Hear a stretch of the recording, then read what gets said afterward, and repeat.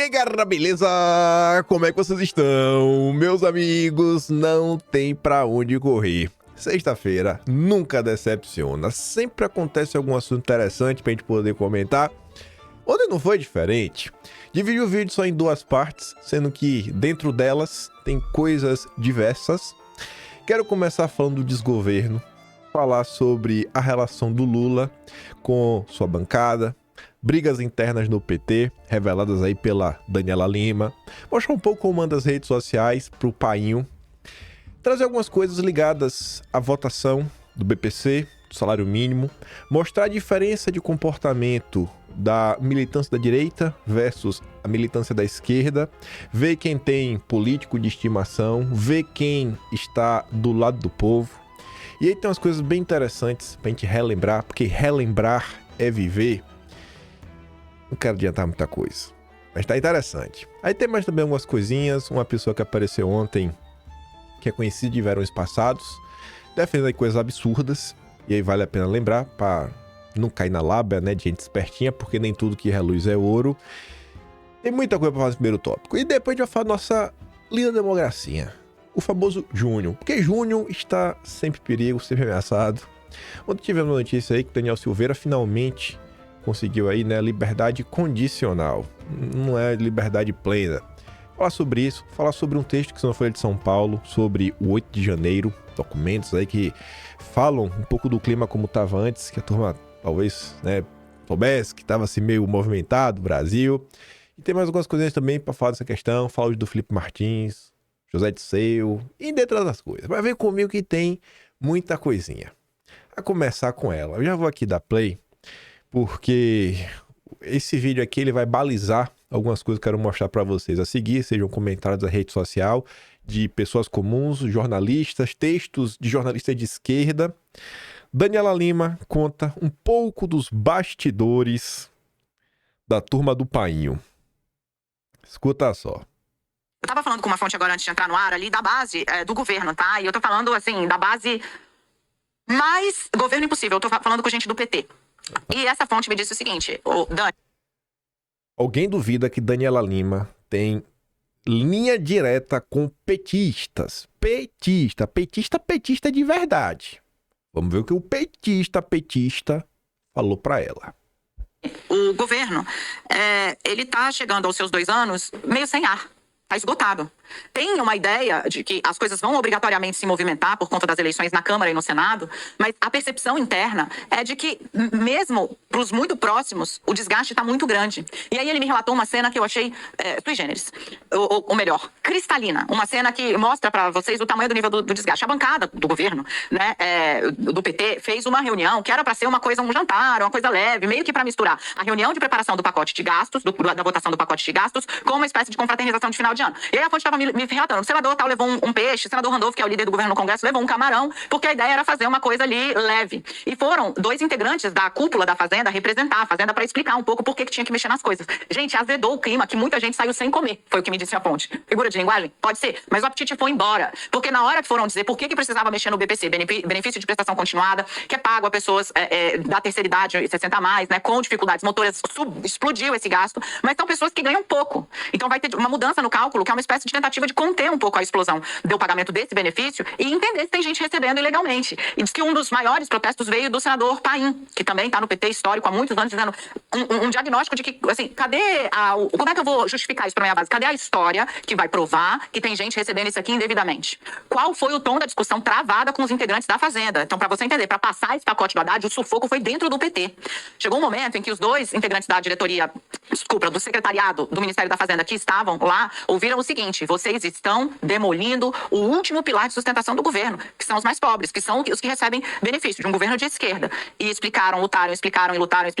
Então, assim, a Fazenda está vivendo um papel quase que quixotesco dentre os próprios petistas. O que explica um pouco, e aí eu vou fechar esse bastidor aqui para vocês, com uma conversa que eu tive ontem com um ex-parlamentar, mas que circula muito alto, dizendo: é impossível dar certo com um governo cujo Lula é cercado no Planalto só de petistas. Não tem ninguém para trazer uma ideia nova, ou lançar um questionamento, uma provocação. Não vai funcionar desse jeito. A gente até fala, porque ele ele esteve a vida toda no partido de oposição, mas é um pragmático, um grande líder pragmático. Ele disse: a gente até fala, precisa ter alguém aqui para dar um respiro, mas eles não ouvem. Mas eles não ouvem. Fazer o quê, né? Ai. O que eu acho curioso é o seguinte, né? Essa turma, agora. Você vê que em dezembro de 2024 as pessoas começam a comentar, cara, o Lula, né, tá meio estranho. Poxa, seguindo toda a agenda aí da Faria Lima, dos banqueiros, arroxo só em cima de pobre. Uma agenda internacional também esquisita, né, alinhada assim ao globalismo, à ONU, muito próximo do Biden. Muita gente se surpreendendo com esse Lula 3.0. Mas não, né? Há quanto tempo a gente já tá chamando Lula vassalo do Biden? Quanto tempo descrevendo Lula como um neoliberal? Às vezes, as pessoas, elas criam um rótulo, um espantalho, e elas querem enfiar a todo custo um político ali dentro. Vocês veem as pessoas fazendo isso com Bolsonaro o tempo inteiro.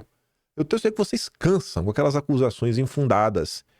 Começou era Lula, e as pessoas, eu olhava assim e falava, cara, o povo não tá tentando entender o que o Lula está falando. Porque se você parasse para ouvir e você olhasse as ações concretas do Lula, ficava claro a linha que o Lula iria tomar. Mas desde a COP lá 25, que ele foi de carona no jatinho do Júnior, não Júnior da democracia, né? Júnior lá da Qualicorp, que o Lula começa a falar de abrir mão da soberania nacional, é pra ONU, é poder decidir, porque não dá pra ficar decidindo coisa na COP, depois cada país tem que aprovar no Congresso Nacional, porque não aprova nada. Então tem que dar esse poder, uma nova governança global. Eu falei, isso aqui é esquisito. Aí você viu Elia Jabbour, que foi até notícia, né? Elia Jabbour vai assumir aí uma instituição, esqueci o nome da instituição, mas é tipo não chega a ser um IBGE. É como se fosse uma instituição que pensa, né? E vai direcionando em políticas públicas, basicamente gera aí toda a base de dados pro cidade do Rio de Janeiro tomar suas decisões. Vai trabalhar lá com o Eduardo Paes. Mas o Elia Jabbour, cara de esquerda, pra valer, tava lá no 247 falando, ó, eu tô aqui. Ele tava na equipe de transição. E ele falando, pô, tem um membro, assim, tem pelo menos um membro ligado aos Soros em cada um dos grupos de transição. Cada grupo de transição tem pelo menos um cara dos Soros. Aí você olhava os ministros, você olhava a propriedade da fazenda. Eu falei, cara, como é que o pessoal não tá percebendo o que tá rolando? A aproximação desde o dia zero. Quem foi o primeiro empresário que o Lula recebeu? Rubens Ometo. Rubens Ometo, aquele que a gente fechou o vídeo ontem falando que ele tava, ai, não, a gente tá diante de uma política no Brasil. Peraí. Eu devo falar e não mostrar as coisas. Me perdoa, essa mania minha. Mas mostrando, já me acusam de um monte de coisa. Quem dirá sem mostrar? Tô carregando aqui. Janeiro de 2023. Né? O que é mais fácil fazer assim? Dá um Ctrl F. Ometo.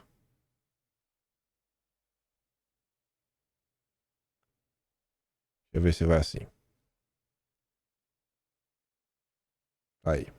Como foi a conversa de Lula e Rubens Ometo? O presidente recebeu o empresário na mão desta terça. Coisa começa a ficar estranha quando olhamos a linha temporal 2 dias antes da nota do Globo falando sobre a oposição do grupo Cosan. A Veja relatava que Rubens Ometo tinha sido o primeiro empresário recebido por Lula no Palácio do Planalto. Aspas para Veja. Primeiro empresário a ter agenda privativa com Lula, Rubens Ometo apresentou ao presidente um plano bilionário de investimento da Cosan no setor de energia e infraestrutura. E continuava dizendo que o presidente recebeu Ometo, né? Pipipi, o bilionário, presidente da Cosan, composta também da Compass Gás, Energia, Rumo e Raizen. E aqui a gente comentava também, ó. Primeiro empresário recebido por Lula doou 1 milhão para o PT. Conselheiro de Lula terá Josué da Fiesp e também Rubens Ometo. E a gente está comentando isso daqui no tema Ferrogrão. Ferrogrão, 18 de janeiro, Renan Filho defende Ferrogrão. Outro nome. Mas aí o Lauro Jardim avisava, ó, Ferrogrão não é prioridade. Não é prioridade, não é. E essa nota sai no Lauro Jardim, quem que faz a cobertura. O verdadeiro porta-voz do mercado é o Lauro Jardim. Vocês já entenderam isso. Sai no Lauro Jardim uma notícia como essa, 2 dias após, na verdade, né? A Veja falar que o Rubens Ometo tava com Lula. O Rubens Ometo não é favorável a Ferrogrão.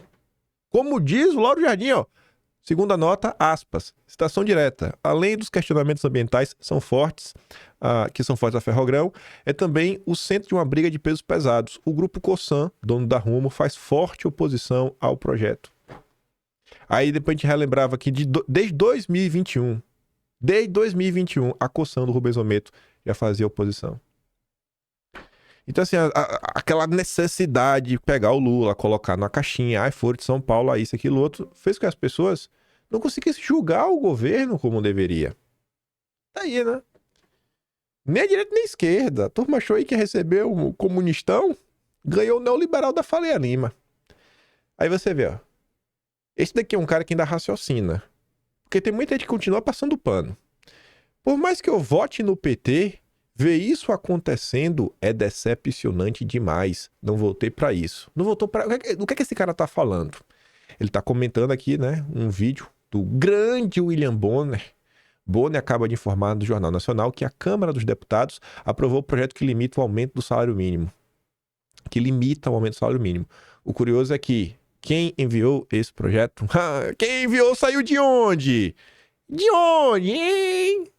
Das mãos do governo Lula. E aí Nicolina comenta: não quiseram ouvir, agora os esquerdistas estão descobrindo da pior forma que foram sempre enganados. Danilo Thomas, um cara de esquerda, mas que há muito tempo já entendeu o que é Lula. O pessoal ligado ao PT está jogando na conta do Congresso o arroxo sobre os mais pobres. Isso estava nos planos do governo desde o começo. Lembro bem, quando a Tebet soltou essa e eles disseram que era fake news. Na verdade, o Congresso garantiu o BPC.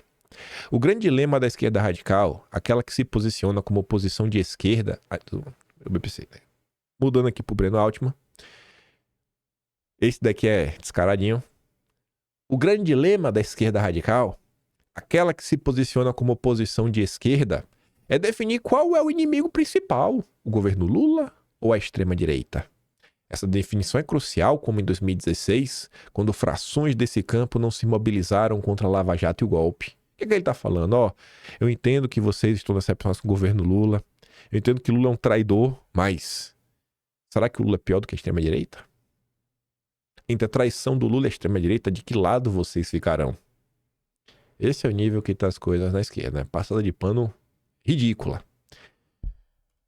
Deixa aqui, e antes de ler essa nota, falar uma coisa. Vocês lembram do que acontecia em junho de 2023? Junho de 2023 foi o período que o Agnaldo Ribeiro apresentou a primeira versão da reforma tributária. Ninguém comentou nada na época. Começou... Na verdade, desculpa. Vamos ser justos. Nenhum deputado falou nada na época. Ainda no mês de junho, Bolsonaro fez pelo menos uns 2 a 3 posicionamentos. Mas eu acho que como foi coisas assim meio aleatórias... Cadê o Atlas?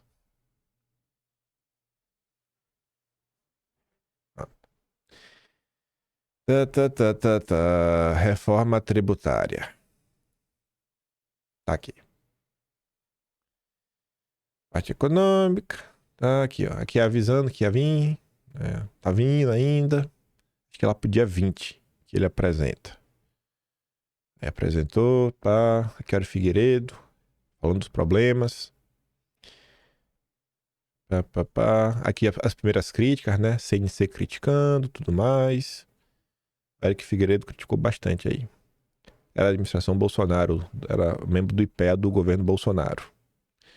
Aí, na época, a gente destacava, né, que ninguém estava muito preocupado com a reforma tributária, né? 19 mil na CPMI, mas ninguém na reforma tributária, a turma lá, tacando pau. Abraça criticando, várias críticas saindo na imprensa, e até então, ninguém da direita falava nada. Aí tá aqui a Tabata Amaral, beleza. É isso aqui mesmo, aqui, ó. Pronto. Deixa eu ver se tem a data. Foi aqui, ó. Não vou saber a data exata, mas esse aqui é o documento oficial, né? Eu lembro que o documento da época, eu destrinchei para ver os principais pontos. Enfim, aí você vê aqui, ó. Olha quem tá falando da reforma tributária. Na direita, Jair Messias Bolsonaro. Aí ele falou ali. Aí o Eric falou de novo. O Princesa até comentou, né? Aí, só. Aí Bolsonaro foi lá na Lesp, foi receber um título, uma coisa dessa. Do lado, Valdemar, ele vai lá e fala.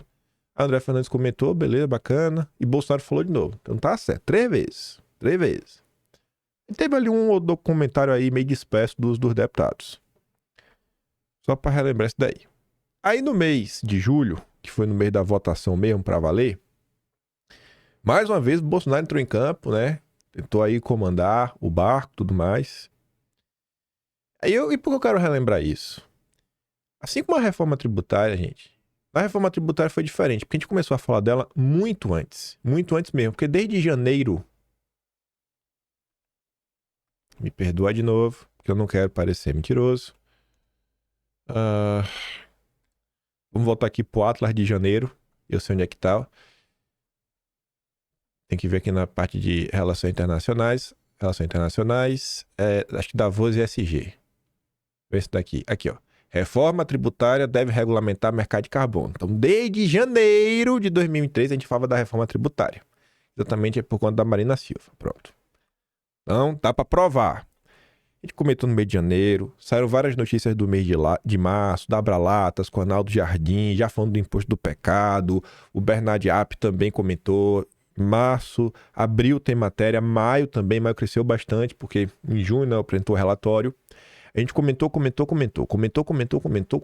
pá, veio, destrinchou as coisas. Aí quando chegou em julho, no dia de votar, o Agnaldo Ribeiro apresentou tipo um substitutivo, 24 horas antes da votação, que mudou, assim, 1% do texto original. Do texto original, mudou 1%. Aí, como o assunto hypou no dia da votação, como foi a questão agora do BPC, que no dia da votação do BPC o povo acordou, aí veio os deputados, meu Deus, olha o tamanho do texto, o relator apresentou com 24 horas, não deu tempo da gente ler. Eu pude falar na época de um grande deputado aí com milhares de seguidores, milhões na verdade, no Space, eu falei, irmão, esse texto aí tá disponível desde junho.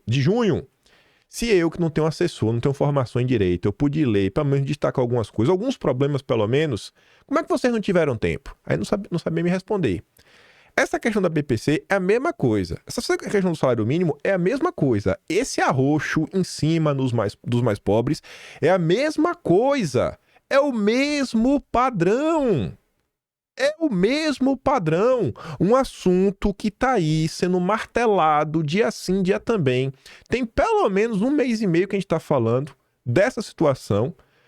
Por quê? Porque eu tava acompanhando o debate na esquerda, vendo que o próprio Jones Manuel que tava batendo muito na tecla e brigando com o Lula. Até o Ruizão falou em algum momento, a gente viu, começou a trazer algumas notícias, começou a fazer uma cobertura do assunto, falar, pô, essa questão do BPC, a gente falou, repetiu, explicou. Cheguei até a receber, como falei pra vocês, gente filiada de partido político, de esquerda pra valer, mostrando, olha o que o Bolsonaro fez, ó. Olha os avanços do BPC no governo Bolsonaro. A gente comentou. Aí chega no dia, aí o pessoal fala, o BPC. E o governo meteu a roxa em cima do mais pobre. Eu fico profundamente triste com a direita quando eu vejo isso. Porque eu vejo boa vontade e não são igual os petistas. Mas a turma às vezes está tão preocupada na lacradinha do dia, a turma às vezes está tão preocupada com um único assunto, como se o Brasil fosse resumido a uma única coisa, que o assunto vai indo, e só deixa para se preocupar na hora H, na hora do vamos ver. Podia ter barrado. Foram 206 votos contra na Câmara, 264 a favor. Não foi tanto a mais, não. Talvez se tivesse feito um trabalho há mais de um mês, já começado a falar, já começado a ajudar a explicar na opinião pública o grande problema de tudo que vinha sendo proposto pelo governo. Talvez o próprio clamor da sociedade colocasse o Lula numa situação que ia ficar difícil para ele fazer o que ele fez. Ou se ele fizesse, o custo para o Lula teria sido muito maior. Mais uma situação que o mesmo erro, o mesmo sem tirar nem pôr, se repetiu. A mesma coisa que aconteceu na reforma tributária está acontecendo agora. Deputados, pelo amor de Deus, comecem a olhar para o Brasil de uma forma um pouco mais ampla. Eu sei que é viciante, entorpece ficar recebendo like na rede social para ficar falando de judiciário o dia todo, mas o Brasil não é resumido ao judiciário. Ninguém tá mandando para vocês pararem de falar isso, mas vocês têm que ampliar um pouco. Eu quero que vocês trabalhem mais. Eu acho que vocês trabalham pouco. Eu tô aqui 7 dias por semana sem tirar férias, mas desde 2019. E tá aí para todo mundo checar com seus próprios olhos. Então eu tenho um lugar de fala para cobrar vocês. Vocês são um bando de vida mansa. Vida mansa. Vai trabalhar. Essa questão do BPC, cara, isso é um absurdo. Pra cima do pobre miserável. Só tem acesso se tiver doença, né? Ou foi idoso. E a renda familiar per capita tem que ser inferior a 1/4 de salário mínimo. Olha o tipo de coisa que estão mexendo. Sabe? É do miserável, gente. Não tem condição, pô. Vamos lá. Saldo do ajuste fiscal, até aqui, é sacrifício de pobres e cafuné nos ricos. Nem o Sakamoto aguentou o que o Lula fez. Considerando o que foi aprovado até aqui no pacote de ajuste fiscal encaminhado pelo governo Lula, né? E alterado pelo Congresso, e aqui o Sakamoto é esperto. O Congresso alterou para despiorar. Porque estava pior. Pode-se dizer que o lombo dos mais vulneráveis, novamente, levou sozinho a chicotada, poupando os mais ricos, em nome do bem maior. Só não pergunte bem maior de quem. Em voz alta, porque o mercado pode ouvir. Ficar estressado e o dólar disparar.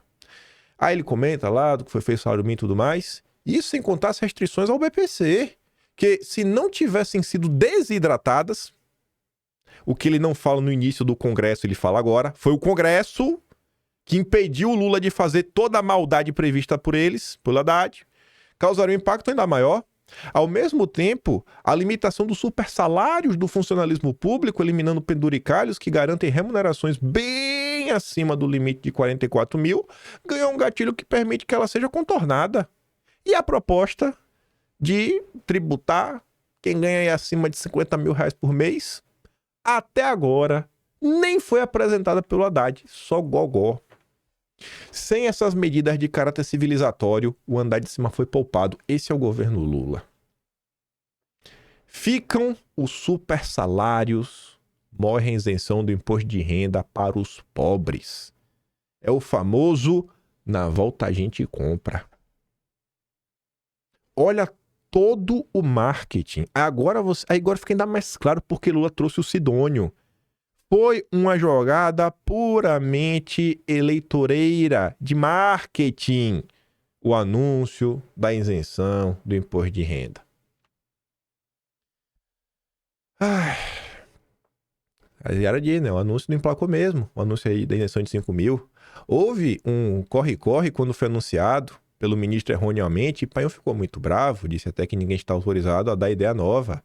A justificativa era menos dinheiro na arrecadação, onde em terra de gastança até moedinha do lago estão sendo contadas. E para surpresa de ninguém, os super salários foram aprovados. Esse não interfere nas despesas, né? Aí vamos ver, que eu disse, a diferença do militante de esquerda para o militante da direita. O militante da direita está do lado do rico, do Lula, dos banqueiros, contra os pobres. E a direita, hein? Senadora Tereza Cristina já foi ministra do governo Bolsonaro. O pacote é tímido, insuficiente, mas temos de aprovar minimamente com a contenção de despesas. Esse negócio de aprovar qualquer coisa é melhor que nada, é tipo a reforma tributária.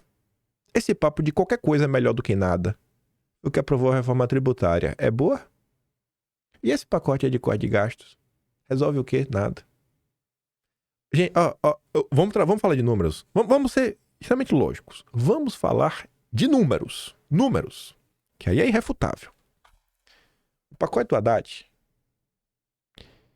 previa Cortar. Na melhor das hipóteses, 70 bilhões, que o pessoal tava falando.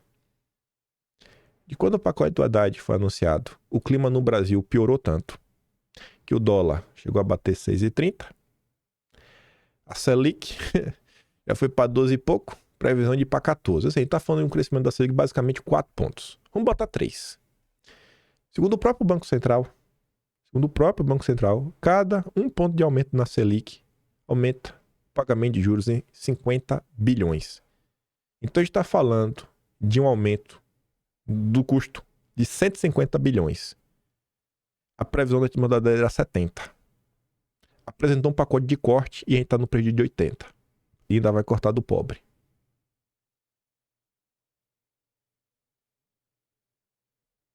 Era melhor nem ter cortado nada. Nem ter apresentado. Tava menos pior. Ah, tá ali, né? Tivemos que aprovar, foi necessário. Beleza. Aí, vamos ver alguns comentários que a ex-ministra Tereza Cristina recebeu. Isso que apareceu pra mim, como eu sei que Tsuki, né? Tava logo em destaque. Isso colocou a mensagem que ela recebeu. Oi, Tsuki. Apesar de ter um filho autista, não tenho acesso a benefício algum. Mas conheço muitas famílias que serão prejudicadas. Gente que realmente precisa. Não existe autismo leve. Tem pelo menos 3 pessoas que me seguem, que estavam comentando lá na live, que estão com medo aí de perder o BPC. A Tsuki diz, senadora, como que a senhora teve coragem de votar a favor de um PL que dificulta o acesso a pessoas que precisam do benefício? A senhora sabe o que é receber esse tipo de mensagem e não ter braços para ajudar as pessoas? Um benefício para miseráveis. Renda familiar abaixo de 1/4 de salário mínimo, renda per capita abaixo de 1/4 de salário mínimo. É uma família de 4 pessoas sustentada por um salário mínimo. Imagina. A senhora é uma grande decepção para a maioria da direita, principalmente por todo o apoio que o nosso presidente demonstrou durante sua estada no ministério e agora votando a favor do corte do BPC e todas outras lambanças desse pseudo prédio de cortes. O Centrão não sai de você nunca. Fora aí a questão até do mercado de carbono, né, que ela foi bem favorável. Senhora, é uma vergonha. Cortar salários dessa corja, onde vocês estão incluídos, não querem. Salário mínimo, vocês estão de brincadeira. Revoltante, asqueroso, covardia. A senhora concorda com cortes no BPC e a manutenção de privilégios de super salários? A revinculação, não sei se não existe termo, né, do salário mínimo, a inflação, a desvinculação, acho que é isso que ele queria falar. A desvinculação... Não, na verdade, acho que é a vinculação. A vinculação do salário mínimo à inflação acho até aceitável, já que muitos trabalhadores vêm tendo seus salários encolhidos e cada vez mais próximos ao mínimo. A senhora é uma vergonha. Arrancar o dinheiro dos pobres e miseráveis, mas os salários e penduricários de vocês tudo ok? A senhora aprovou o corte de benefícios dos mais humildes e aprovou a continuação dos supersalários da máquina pública. Isso diz muito sobre a senhora e seu partido. São a favor... que os privilégios, que custam mais que a manutenção dos benefícios aos mais humildes, continue. Triste. Senhora Tereza, a senhora votou a favor do corte das BPC, salário mínimo. A senhora tem plena consciência do que fez. A aprovação desse dito pacote vai destruir a vida desses que mais precisam. Isso é desumano. Que desilusão, Tereza Cristina. Votar no corte de gastos das pessoas que mais precisam e manter todas as regalias do judiciário brasileiro. Acreditava muito na sua pessoa, lamentável. Vossa Excelência apoia a alteração do cálculo do salário mínimo, tirada de doenças graves da isenção do imposto de renda, excluir autistas graus 1 e outras doenças do BPC? Sinceramente, se a senhora apoia essa desumanidade, é uma decepção como mulher e política. Falei. A senhora votou a favor do corte do BPC. Já não bastou votar a favor da Agenda 2030, agora vem com essa. Vou fazer campanha contra a sua reeleição. Esses são os militantes da direita. Quem que tá do lado do povo? A direita ou a esquerda? Como é o posicionamento da esquerda junto ao Lula? É um ou outro que tem coragem de falar alguma coisa. A direita, irmão, você pode ter sido ministra do governo Bolsonaro, mas você tá errada. Você tá errada e acabou. Sabe? Assim, você consegue ver na militância, né? Acho que a militância ela reflete muito os políticos que são eleitos. Para não mostrar que também que ninguém é obrigado a nada. Até porque os deputados e senadores do PL votaram contra. A Tsuki destaca aqui um texto, né, do portal oficial do Senado. Ninguém é igual dentro de uma cesta. Temos a senadora Tereza, que é de direita, que comemora um PL que atinge aposentados e deficientes. E temos senadores de direita, Rogério Marinho e Damares, com um olhar mais humano. Eu fico com os dois últimos. Aí você vê, a turma no Senado tentou apresentar emendas para mudar, modificar. O Rogério Carvalho, que é do PT, rejeitou. Rogério Marinho defendeu que a solução mesmo para o Brasil envolve corte de gastos em diversas áreas, especialmente dos salários de autoridades, que foi objeto da PEC 50K/2024. O exemplo precisa vir de cima. Não adianta impormos à parte mais frágil o peso dos ajustes necessários à nossa economia se não fizermos o mesmo com todos. Principalmente com aqueles que podem contribuir mais. Comunista. Rogério Marinho comunista. Ai, os que podem... Ei, comunista. Vai ser por liberar. Vamos te chamar de comunista. Há um equívoco de avaliação de cenário. Ou temos uma visão sistemática e atacamos o todo, ou iremos, como sociedade, para um caminho muito ruim. O senhor tá certo, senador Rogério. Aí, falando da questão do BPC, o Adamares lutou, viu? Mas tá aqui, ó. O projeto também estabelece que para a pessoa com deficiência, a concessão fique sujeita à avaliação que ateste grau de deficiência moderada ou grave. Né? Se for dizer leve, o que é que é? Mas enfim, né? Jacques Wagner se comprometeu a garantir que ele seja vetado. Esse texto foi construído exatamente para revelar um acordo, eu não mando a minha vontade, eu preciso consultar, já consultei, o governo, blá blá. O pedido pela retirada do trecho. Quem quis tirar esse trecho aí de classificar? Damares. Fica aqui nosso apelo para a gente não estabelecer aqui apenas os graus moderados e grave, deixar apenas o termo deficiência. E lá na ponta, a avaliação biopsicossocial decide se a criança e o adulto com deficiência leve têm ou não direito ao benefício. Isso daqui, gente, eu acho que deveria servir para as pessoas entenderem que é o seguinte, não é porque esteve no governo Bolsonaro, que a pessoa é incriticável, vai acertar sempre, foi ministro. Tem que olhar, pô. Não transfiram a simpatia que vocês têm em relação a Bolsonaro para todo mundo que fez parte do governo. Não faltam exemplos. Vide, talvez o melhor deles, que é o próprio Moro. Avançando, a gente fala de outra coisa. Se liga nisso. Os verdadeiros conservadores, a verdadeira direita, intergaláctica, catinguenta, particularmente, acho que deveriam soltar o Adélio. O tempo o absolveu. Aí você pode falar, mas não estou entendendo. Ele está falando que o Adélio estava certo? Vamos ver outro comentário. Olavo morreu acreditando que Bolsonaro era só um inepto, frouxo. Acho que nunca cogitou a ideia de que, na verdade, ele era um impostor da esquerda se passando por conservador. Aí recebe esse comentário. Desde que ele colocou o Joaquim Levy no BNDES, quando o povo pedia abertura da caixa preta, eu bati o martelo. Bolsonaro, sem dúvidas alguma, é de esquerda. Nasceu no berço do PT. O PT tem uma tática que não falha. Roube qualquer movimento que esteja dando certo com infiltrações. Bolsonaro colocou o Levy no BNDES. A história é assim, desse jeitinho mesmo? Bolsonaro colocou para impedir, né? Quer dizer, enquanto o povo pedia para abrir a caixa preta, ele botou o Levy para sabotar? Vamos voltar no tempo? Porque esse tema até a gente abordou outro dia, quando a gente estava falando de Banco Central, falando do Roberto Campos Neto, falando do Montezano, falando até do próprio Paulo Guedes. Isso aqui está no Atlas de agosto. Está no dossiê histórico do Banco Central.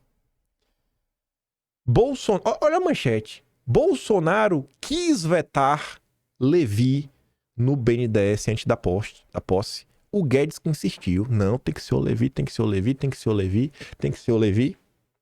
Para ser catinguento, você não pode tomar banho. Ou seja, você não pode estudar. Você tem que ser, sabe, alienado. Essa é a direita intergaláctica. Ninguém quer entender nada. É o que eu falo para vocês. A direita chegou onde chegou por sua boa vontade em estudar, se aprofundar e rejeitar o simplismo. E a direita intergaláctica, ela vai ganhar o mundo com suas mentiras, com sua disfarçatez, com as respostas lacadoras que lavam a alma. A relação entre Bolsonaro e Levi, desde o início, era marcada por desconfiança. No final do ano passado, durante as discussões para formar o novo governo, Paulo Guedes foi chamado por Bolsonaro. Haviam na sala 2 diretores do BNDES e Guedes já havia comunicado a Bolsonaro sua escolha. Guedes queria o Levi, que estava no Banco Mundial, em Washington. O argumento é que o economista havia trabalhado para governos petistas. Com Lula foi secretário de Tesouro, com Dilma, ministro da Fazenda. Pouco importava o fato de que o economista tenha enfrentado fortes resistências de Dilma para implantar o ajuste fiscal e ter sido finalmente demitido por ela quando pouco antes do impeachment, em dezembro de 2015. Né? O petismo sempre fazendo ajuste fiscal, né? Alinhado aos liberais. Levi havia trabalhado para Lula e Dilma e que representava um obstáculo para Bolsonaro em sua nomeação. No entanto, Guedes, como liberal, estava disposto a prosseguir com a indicação. Desde então havia, por parte de diretores do BNDES, a mesma opinião do presidente Bolsonaro, o que fez causar uma certa desavença com Guedes. O Levi não dá, Paulo. Temos aqui 2 colaboradores nossos que acham a mesma coisa. A ideia era escolher um dos 2 para a presidência do BNDES. Guedes então dirigiu-se aos 2 diretores do BNDES. Aspas. Admiro a fidelidade de vocês ao presidente e lamento a falta de fidelidade por mim. Se acham isso, deveriam ter me procurado antes. Guedes achou ruim porque eles foram falar direto com o Bolsonaro. Por que eles deveriam ter também a fidelidade ao Guedes, visto que o presidente era Bolsonaro? Bolsonaro até aceitava a nomeação do Levi, mas com uma condição. Seria na conta do Guedes. Aspas. Bolsonaro se despediu cordialmente e desligou. Disse então a Guedes: Paulo, tudo bem, pode ser ele, mas é na sua conta. O ônus e o bônus serão seus. O super-ministro da Economia realiza hoje o prejuízo de ter escolhido Levi, finalmente demitido. E por que o Levi foi demitido? Levi caiu ao rejeitar a caça às bruxas de Bolsonaro no BNDES. Mas não é possível. Os verdadeiros conservadores que defendem Adélio Bispo, os verdadeiros conservadores, me falaram que Bolsonaro colocou o Levi no BNDES, foi Bolsonaro, não Guedes, para impedir a abertura da Caixa Preta. Mas a imprensa da época nos fala o contrário. Imprensa golpista, fake news. Os superconservadores intergalácticos catinguentos que estão certos. E eu que sou passapanista. Eu acho que esses eventos, gente, eles são bons. Porque aqui no dia a dia a gente conversa muita coisa. Mas eu acho que essas coisas servem pra despertar mentes, acordar pra vida. Tomar um saculejo. Eu vi muito durante o governo do Bolsonaro assim, pô, o clima tá ruim, velho. Então era que Bolsonaro quer demitir o Guedes. Mas demite como? Se demitir o Guedes, vai todo mundo se virar contra Bolsonaro. Vai falar que Bolsonaro é um maluco, que tirou o posto de Ipiranga.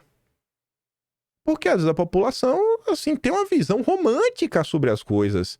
A direita tem uma visão romântica sobre muitas coisas. Que é um exemplo, Estados Unidos. Quem não tem, um dia já teve. Eu mesmo já tinha uma visão muito mais romântica. Foi depois de realmente parar pra sentar e estudar e falar, peraí, esse papinho aí de querer, não, os Estados Unidos, olha, porque o Partido Democrata, não vem com esse papo. Eu acho que aí na história recente dos Estados Unidos, talvez o Trump teve um perfil assim um pouquinho mais diferente. Mas tirando também o Trump, quanto mais eu estudo a história, mais eu vejo, irmão, essa galera aí nunca teve interessado em democracia em lugar nenhum. Eles estão preocupados com o país deles, beleza. Mas, papo furado. A história tem pra mostrar a quantidade de pessoas que atuaram ao longo do Brasil. Agora, nem vou entrar nesse ponto. Aprende a raciocinar por tu mesmo.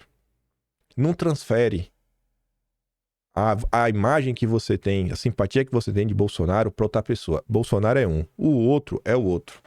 Isso daí, mas tenha mais pura certeza, atrapalhou e muito o governo Bolsonaro de tomar várias decisões. Porque não foi o governo Bolsonaro, assim, hoje para mim algumas coisas estão bem mais claras, que eu não conseguiria julgar isso no passado. Bolsonaro não chegou sozinho com o povo. Não, teve muita gente que foi indo, muitas ideias que foram sendo empurradas goela abaixo, né? Houve uma forçada. Bolsonaro foi criticado uma vez por não ser liberal o suficiente, porque ele não é liberal. Nossa, tinha uma treta lá na época do ILISP. Eu fiquei relembrando, falei, minha nossa senhora. Então chegou lá com esse conjunto de forças que teve que acomodar e forças antagônicas ao projeto eleito. O projeto aí que vocês defendem, ele não era 100% comprado pela turma do Moro. Nunca foi. Nunca foi 100% comprado pela turma liberal. Quando foi que teve aí as grandes confusões? O Poder Judiciário não é problema em 2024. Começou no governo Bolsonaro. Quando foi que vocês viram aí a turma entrar em campo para falar alguma coisa? Quando é que Moro, enquanto ministro da Justiça e Segurança Pública, ainda em 2019, foi lá para falar o que estava acontecendo ao longo da CPMI das fake news? E tantos outros ministros que só abriam a boca quando a imprensa falava do que estava acontecendo na pasta deles. Para todo o resto, te vira Bolsonaro. Não é como agora no governo petista, que você tem a tropa de choque, pode se comunicar mal, pode ser o que for, é passada de pano absurda, mas tá ali, tá dando a cara a tapa, tá indo pro embate para defender. Outra coisa muito aqui bacana para ver que nem tudo que reluz é ouro. Nossa senhora, acho que eu vou falar um tema do vídeo de hoje. Mas enfim, acho que essas coisas pelo menos coloca, eu acho que faz vocês pensarem. Me perdoa se não é isso que tá acontecendo. Mas eu não vou dar play. Esse rapaz aqui, né, o Jackson Villar, tá aí fazendo um vídeo em homenagem ao ministro sem cabelos, falando que já comprou fogos pra quando o Bolsonaro for preso, o Bolsonaro é pessoa do mundo, etc, tudo mais, pipipi, ppp. Aí Edson comenta, né? O recado do ex-ícone bolsonarista que promovia motocicletas para Bolsonaro, se despastou, inflamou muita gente, está livre e agora invoca o ministro para prender Bolsonaro. E o Acreano comenta, né? Rapaz, esse mesmo estava com o Pablo Marçal nas eleições de São Paulo, tentando imitar as motocicletas com Bolsonaro e não deu ninguém. Aí você vê, né? Tá lá no Atlas de Setembro. Olha ele aqui, ó. Junto com o Marçal. Sendo que em 2023 ele tava com a Gleisi Hoffmann. Julga melhor, pessoal, as pessoas, sabe? Julga melhor as pessoas. Começa a valorizar um pouquinho mais quem tem mais tempo de casa e vem mantendo uma coerência.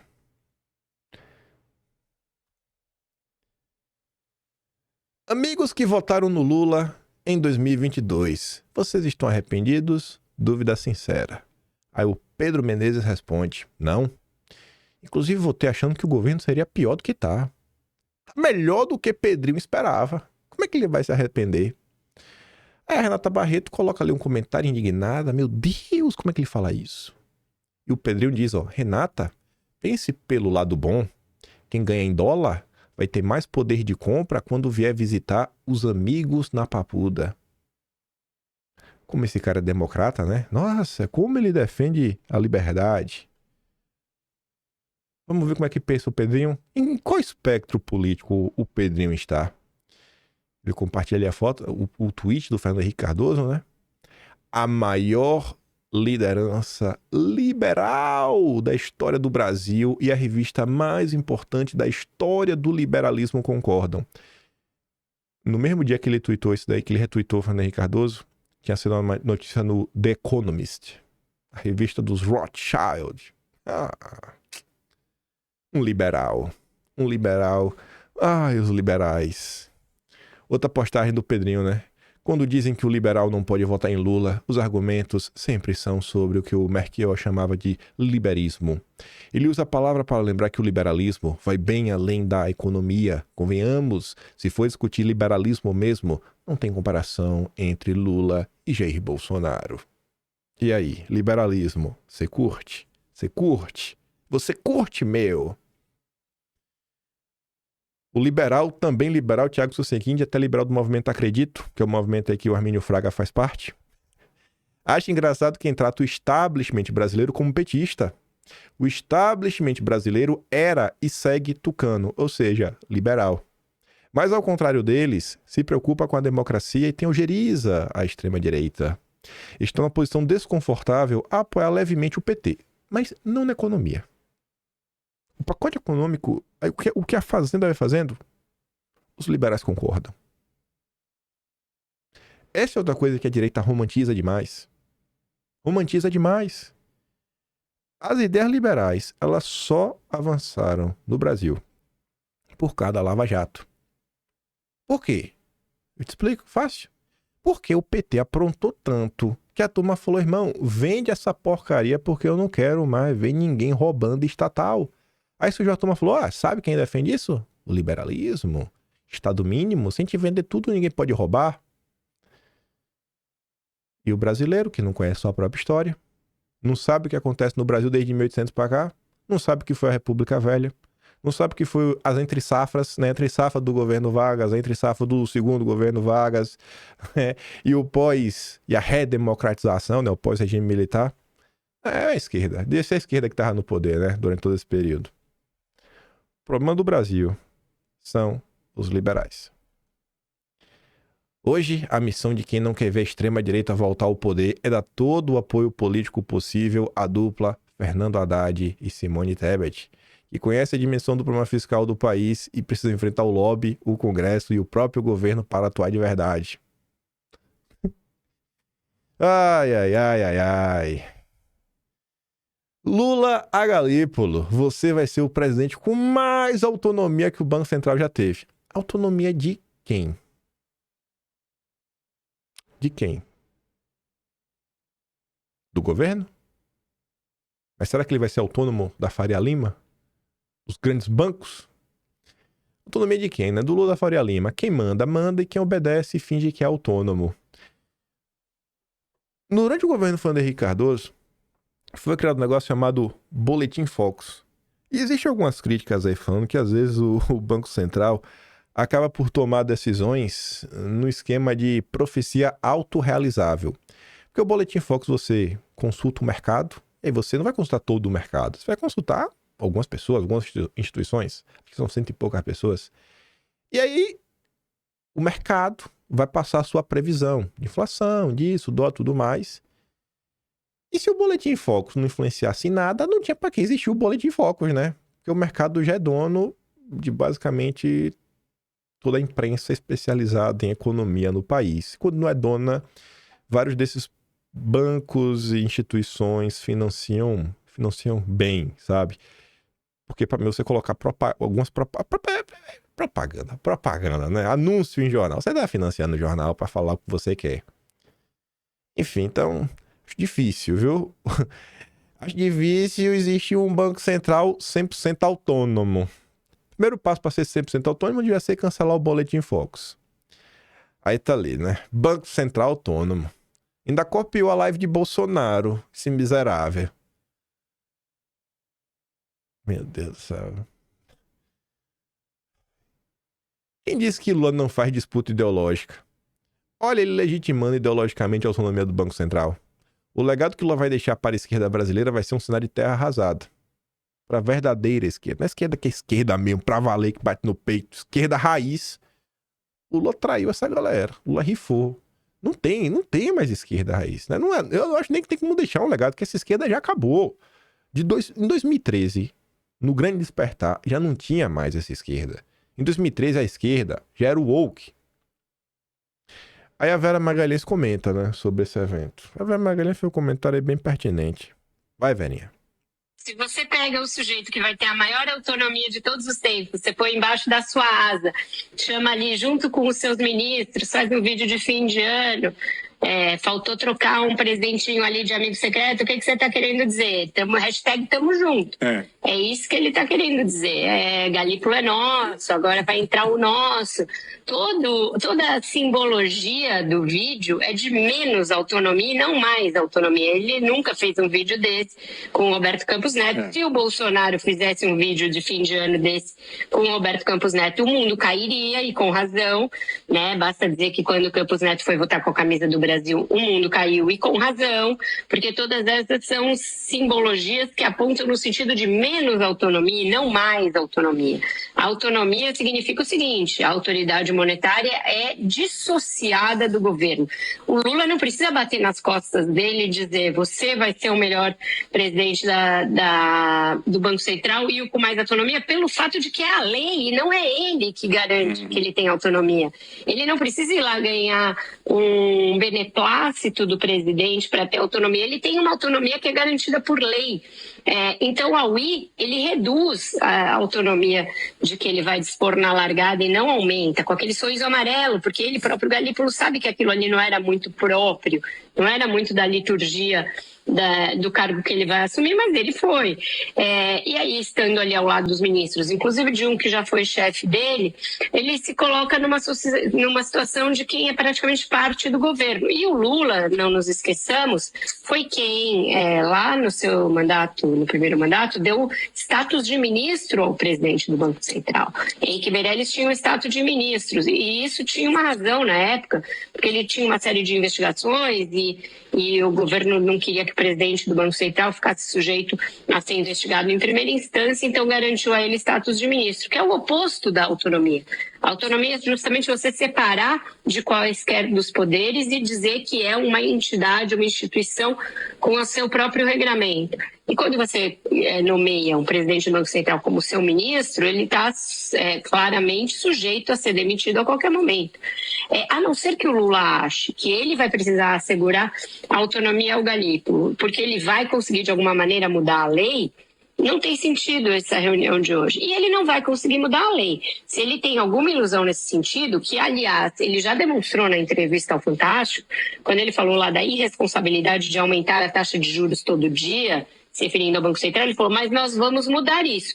Não tem possibilidade da lei da autonomia do Banco Central ser mudada pelo Congresso com a atual configuração. O presidente pode esquecer isso, pode pôr as barbas de molho. Então, não tem por que ele garantir que ele vai ser o presidente com maior autonomia, justamente porque a lei já garante. Então, eu achei o encontro para lá de esquisito esse daí.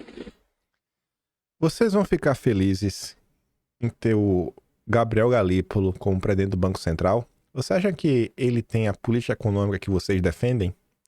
Se Bolsonaro voltando aí em 2027, vocês sabiam que Galípolo vai ser presidente por 2 anos? Vocês acham que Galípolo vai jogar favorável ao projeto eleito nas urnas?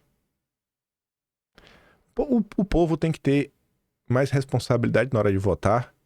E a vontade popular, gente, se querem que a vontade popular seja aceita, né, tem que realmente ser aceita.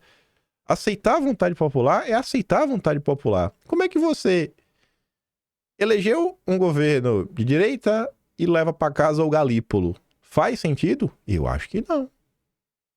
Eu acho que não faz sentido. Aqui acho que faz, mas eu acho que não faz sentido. Esse é o projeto de autonomia do Banco Central. Tem como dar certo? Imagina, o governo Bolsonaro entra de volta em 2027, faz aí tudo que quiser. Desde o dia 1 tá lá o Galípolo dando entrevista, jogando contra. Aí Bolsonaro apresenta, sei lá, um pacote econômico, pode isso, vai lá o Galípolo dar entrevista. Não, esse pacote é meio ruim, né? Pronto, lá vai a percepção, lá vai crítica. Essa independência, assim, é umas coisas que não entram na minha cabeça. Isso daqui também, assim, eu não vou nem falar nada.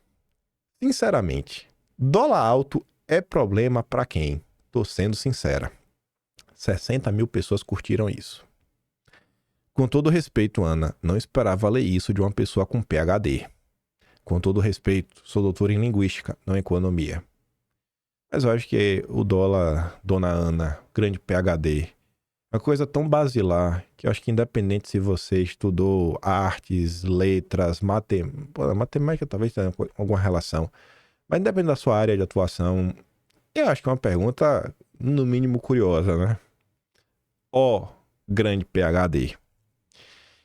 E aí, para fechar esse bloco, o ministro da Fazenda, Haddad, ele mandou essa mesmo, né? Que a direita não quer pagar os impostos que deve e a esquerda não quer conter os gastos. Assim, a direita paga e a esquerda gasta. Esse é o Brasil, do Haddad. Eu não vou nem dar play isso aqui, né? Esse vídeo circulou bastante, vocês devem ter visto. Eu quero só entrar em 2 coisas aqui do seu tempo, que há muita coisa para comentar, mas falar 2 coisas rapidinho. Primeiro, Daniel Silveira ganhou uma condicional, que não é liberdade plena. E o Marcília comenta, na prática, Silveira tem prisão domiciliar. Não pode estar na rede social, contratar pessoas, ir a cerimônias, tem de usar tornozeleira, né? Tá preso, não tá solto, só muda o local de prisão. Além disso, as condições restritivas da liberdade devem estar relacionadas ao crime. Qual razão para que ele não contate pessoas indiciadas por golpe, que não vá a cerimônias? Por fim, Proibir o uso de redes sociais e, sobretudo, entrevistas à imprensa são restrições inconstitucionais, consideradas censórias, mesmo se o réu estiver preso, segundo jurisprudência do próprio Supremo. O Lula deu entrevista para Mônica Bergamo quando estava preso? Só uma pergunta. Aí vamos lá, por nossos finalmente. Ontem, a Folha de São Paulo publicou essa nota. Eu fiquei naquela, né? Rapaz, que viagem, né? Por que ontem, né? Por que isso aqui saiu ontem, depois de todo esse tempo? Como é que essa informação chegou na Folha? Não tenho essa resposta. A equipe de Lula, chefiada por atual diretor da PF, recebeu relatórios da BIM antes do 8 de janeiro. A equipe de segurança do Lula, composta majoritariamente por policiais federais, recebeu na transmissão uma série de relatórios da BIM com informações de atos que precederam o 8 de janeiro, como a tentativa de invasão da sede da PF em 12 de dezembro de 2022. Os relatórios evidenciam que havia um monitoramento antecipado da agência sobre manifestantes que apresentavam riscos à ordem pública. Caso o material tivesse sido trabalhado, o futuro rastreamento dos autores do 8 de janeiro poderia ter sido facilitado. Os informes da agência foram produzidos dentro de um grupo de trabalho presidido pelo então chefe da equipe de segurança do Lula, o Andrei. No atual governo, foi nomeado diretor-geral da PF. Não era de conhecimento público até agora que a BIM havia produzido no final de 2022 informações de inteligência encaminhadas prioritariamente para a equipe de Lula no âmbito deste grupo de trabalho. Procurada, Polícia Federal e a BIM não responderam. A Folha teve acesso aos documentos e também a mensagens que mostram que eles chegaram a membros da segurança do petista nas eleições de 2022. A reportagem questionou qual encaminhamento foi dado a eles, mas não houve resposta. No dia 7 de janeiro de 2023, já como diretor-geral da PF, Andrei fez um ofício em que alertou sobre possíveis atos violentos nos dias seguintes. Não detalhava quais informações embasavam esse prognóstico. Como mostrou a Folha, em depoimento durante um processo administrativo disciplinar, o chefe da PF disse que não encaminhou nenhum relatório com detalhes dos riscos identificados à Secretaria de Segurança Pública do Distrito Federal e que fez apenas a comunicação verbal na reunião. O passado aí, tem muita coisa ligada ao dia 8, a gente narrou todos os atlas, tem um monte de coisa lá, até sobre ofícios. Quem enviou, quem não enviou, enfim. Os documentos da agência apresentam o nome de pessoas identificadas no início de dezembro em manifestações em frente ao hotel e depois reconhecidas como participantes de ações violentas, como a tentativa de explodir no aeroporto em Brasília. Um dos identificados e monitorados foi o blogueiro bolsonarista Wellington Souza. Já mudou o sobrenome. Ele é conhecido como Wellington Macedo, que até foi solto, rapaz, essa semana. Já estava identificado, né? Ah, Wellington. Essa data me pegou demais. 5 de dezembro. Cara, essa data me pegou. E eu já falo por quê. A partir de 5 de dezembro de 2022, bolsonaristas começaram a realizar protestos e rondas com veículos em volta do hotel do Lula, né? A reportagem teve acesso a mais de 70 páginas desses informes que foram difundidos com integrantes da PF por WhatsApp. Uma primeira versão de um relatório da BIM de 11 de dezembro de 2022 identificou 15 participantes de um protesto em frente ao hotel ocorrido no dia 5 de dezembro. O ato foi conduzido por quem? Oswaldo Eustáquio. Olha que curioso. No dia 4 de dezembro,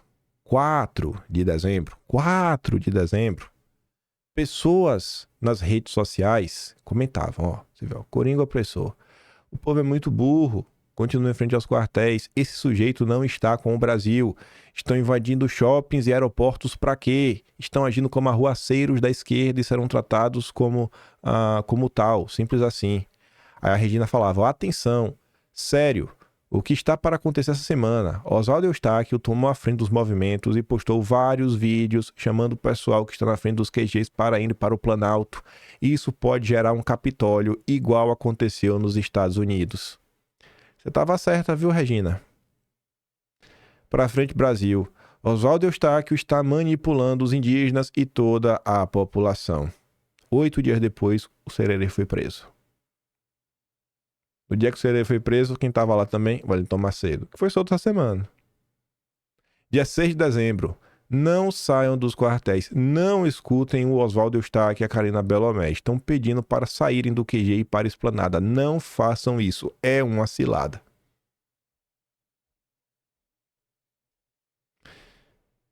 Enquanto a direita abraçar qualquer um que vier com discurso mole. Estou lutando contra o comunismo.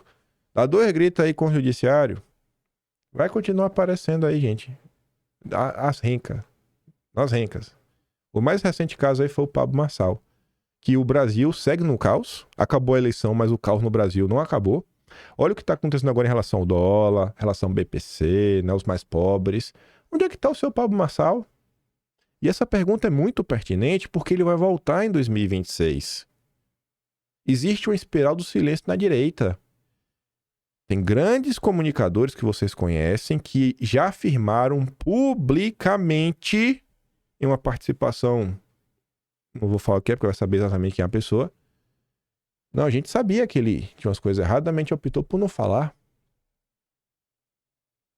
Enquanto a direita não tiver uma maturidade mínima, sabe, para lidar com algumas coisas, pode esperar aí os oportunistas, assim, as milhares, né, as dezenas, assim, meu Deus, vai olhar para outro monte de oportunista. A gente tem bastante coisa aí para refletir que a gente falou no dia de hoje. Para relembrar também, né? É isso. Eu não sou mais da direita, vocês já sabem disso. Eu sou apenas um cara que gosta de Bolsonaro, sou um simples bolsonarista, eu não sou digno de fazer parte da direita. Né? No máximo eu sou da direita caçabista ou da direita duguinista. Eu não faço mais parte. Conservador, tá longe de mim. Sou um simples bolsonarista. Infelizmente, não tem mais espaço para mim nessa direita. Fui chutado de lá, me expulsaram.